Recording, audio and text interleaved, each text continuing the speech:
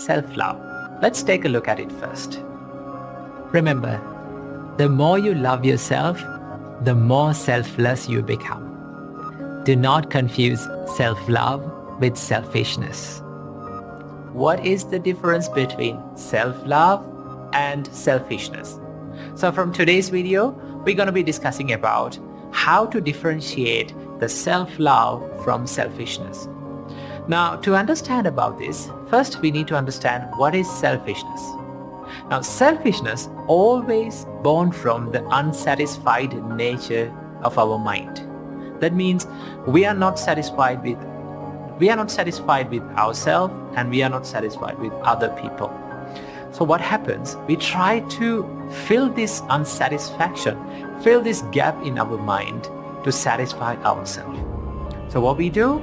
We make expectations towards ourselves and towards others. And when the people around us and even ourselves are not meeting these expectations of even ourselves, what happens to us? We try to pursue and we try to chase behind these expectations and filling these expectations even more and more. And these things, these chasings go beyond the limits. So what happens? A person becomes more selfish, only thinking about his own happiness, his own pleasure, and his own advantage. He doesn't start to think about the other people's happiness. So this is selfishness. So we need to understand that selfishness is always born from unsatisfied nature of our mind. But in the other hand, self-love is always born from compassion, understanding, and acceptance. Now, when you understand who you are and when you accept who you are, then you become more compassionate towards yourself. Then you know who you are and what you can do. Starting from that, you start to develop yourself more and more.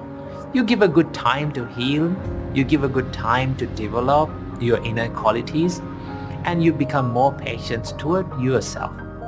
And also, when you develop the patience, you become more patient towards other people. You all know that not every person around you can live up to 100% expectations of yourself. So we need to understand that. When you understand this, the nature of yourself and the nature of other people, then you become more compassionate.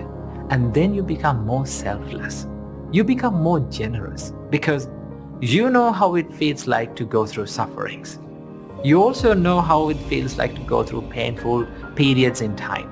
So when you do that, when you develop that patience and compassion, you become more self-loving person. Okay, so that is why we need to understand that self-love is always born from compassion, understanding, and acceptance. We don't deny who we are. We don't try to reject who we are. We become more understanding and more accepting towards ourselves.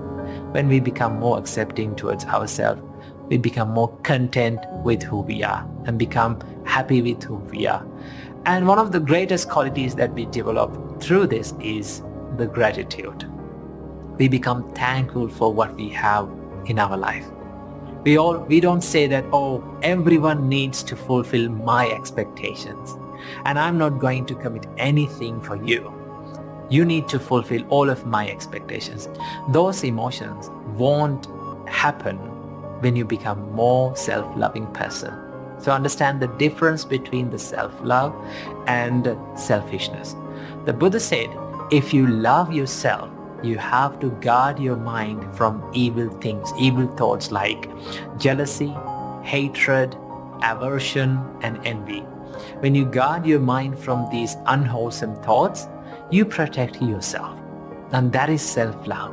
When you protect yourself, you protect others as well. So keep this little beautiful advice from the Buddha in your mind and be happy.